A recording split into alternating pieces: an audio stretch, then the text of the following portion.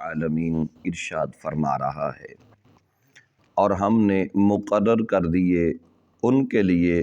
کچھ ساتھی، پس انہوں نے آراستہ کر دکھایا انہیں اگلے اور پچھلے گناہوں کو، اور ثابت ہو گیا ان پر فرمانے عذاب ان قوموں کی طرح جو ان سے پہلے گزر چکی تھیں،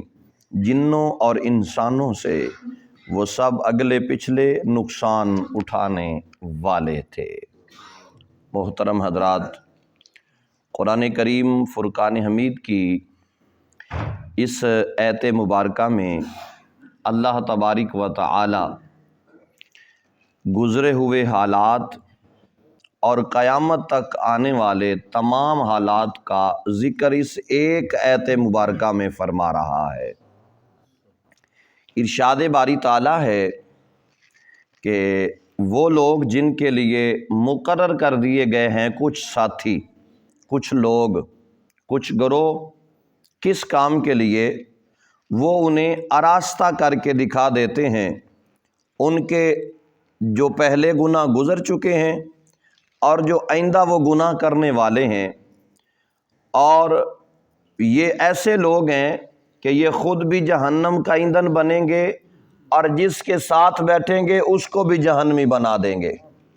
اور اس انداز میں بنائیں گے کہ وہ سمجھے گا کہ میں بہت بڑا کوئی اچھا کام کر رہا ہوں۔ اسی بات کو قرآن نے بیان فرمایا اور ارشاد فرمایا کہ ان لوگوں کو تو شاید کبھی یہ خیال تو آتا ہو کہ وہ راہ راست سے بھٹک چکے ہیں، سیدھے راستے سے بہک چکے ہیں، انہیں اپنے برے اعمال پر شاید شرمندگی اور ندامت بھی محسوس ہوتی ہو، لیکن ان کے مصاحب جن کا کام ہی خوشامد کرنا اور ناخوب کو خوب ظاہر کرنا ہوتا ہے، وہ ان کو بدعمالیوں سے باز نہیں آنے دیتے، ان کے برے کاموں کو بھی ایسے دلکش پیرائے میں پیش کرتے ہیں کہ ان پر نیکیوں کا گمان ہونے لگتا ہے۔ ظالم اور جابر حکمران اپنے سیاسی مخالفین کا قتل عام کرتے رہتے ہیں، لیکن ان کے مصاحب انہیں باور کراتے رہتے ہیں کہ سرکار عالی جو اقدام آپ نے کیا ہے اسی میں ملک اور قوم کی بقا کا راز مضمر ہے۔ اور اگر یہ جو لفظ 3-4 میں نے آخری پڑھے ہیں ان کو غور کیا جائے تو آج ہمارے ملک کا بھی یہی حال ہو چکا ہے۔ یہ دیکھیے، اب یہ جو آج حالات ہو رہے ہیں قرآن نے آج سے 1400 سال پہلے بیان کر دیے ہیں، اور قرآن نے بتایا ہے کہ اب تمہارا حال کیا ہے، اور اگر تم اسی پر ڈٹے رہے تو پھر آنے والے وقت میں تمہارے ساتھ کیا ہونے والا ہے۔ قرآن نے ہمیں ایک ایک حرف بتایا ہے۔ پھر آگے سنیے، رب العالمین خالق کائنات نے ارشاد فرمایا کہ وہ لوگ ایسے ہوں گے کہ یہ تعزیری قوانین جو آپ بنا رہے ہیں ناگزیر ہیں، جب تک یہ قانون نافذ نہ ہوگا حکومت چل ہی نہیں سکتی، اور جب ان ظالمانہ اور جابرانہ قوانین کے خلاف ملک کے گوشے گوشے سے صدائے احتجاج بلند ہوتی ہے تو احتجاج کرنے والوں پر سب سے پہلا فتویٰ یہ لگایا جاتا ہے کہ یہ دشمن کے ایجنٹ ہیں۔ یہ بات بڑی قابل غور ہے۔ جب بھی کسی کے خلاف احتجاج کیا جاتا ہے تو کیا ہوتا ہے؟ سب سے پہلا فتویٰ ان پر یہ لگتا ہے کہ یہ دشمن کے ایجنٹ ہیں،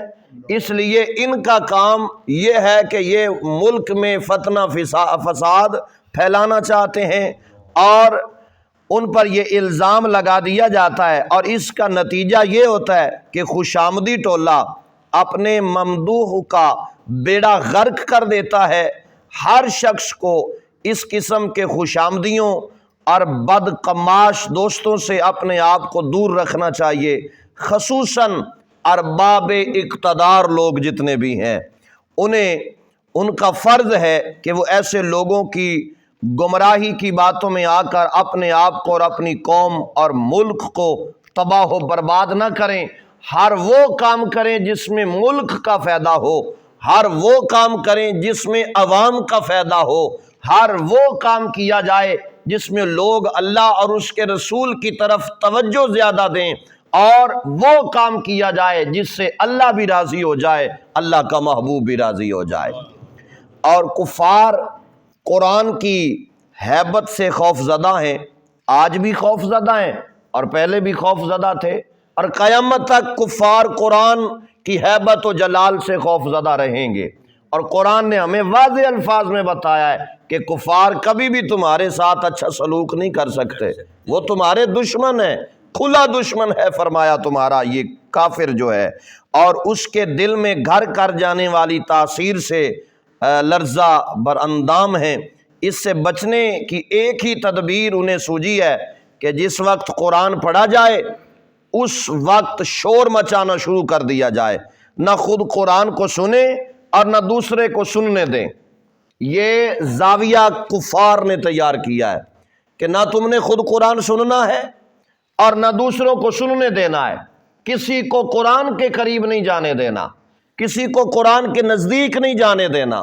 یہ کام کس کا ہے؟ کفار کا۔